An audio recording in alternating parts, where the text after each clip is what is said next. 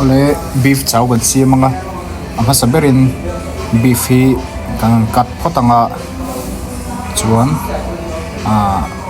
asai zongin kan kat don ani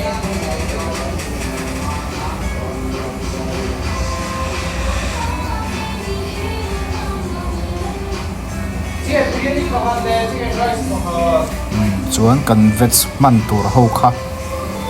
chow sei zong anga man thei turin kan kat le vekanga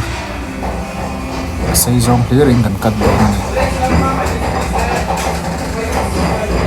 veg a hian carrot le capsicum le cabbage le onion te ka mang thina kha chu kan nei rem chana ngang kha man thei thowa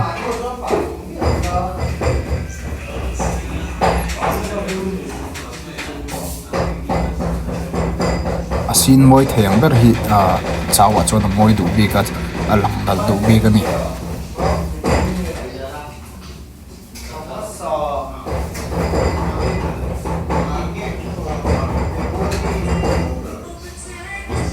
ten kan man tur hui kan han kat vek potanga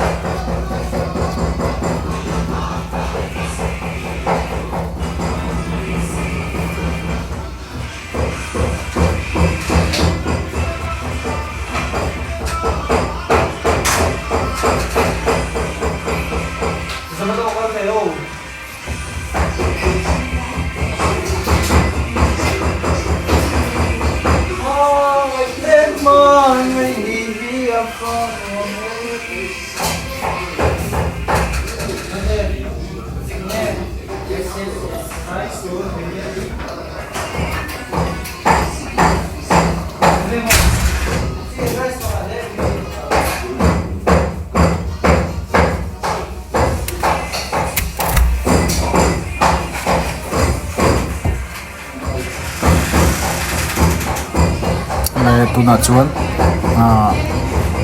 tel kan da ma saberanga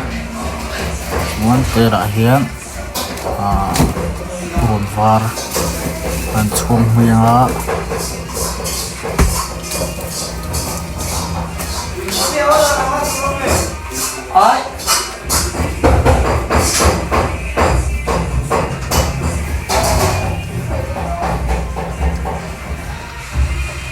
bron var kan chhun mai nu hian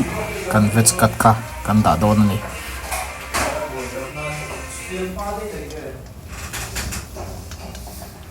sa beef kan kat kha thian kan han da lenga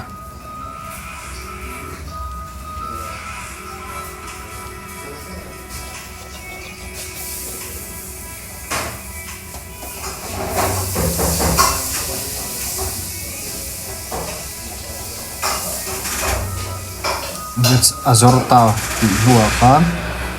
kan chaw man tur kan chum min sa kha kan han da ve lenga chuan kan mix le don ani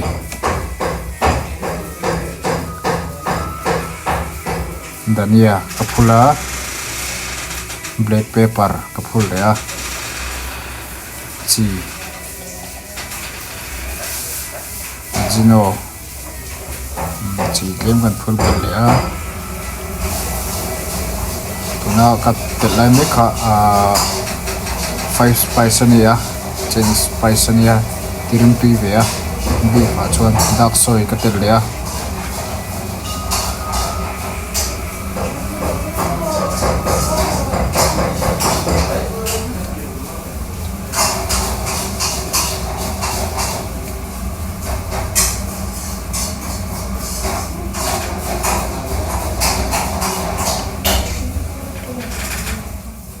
khan kan siam zo de ra pick up thai ni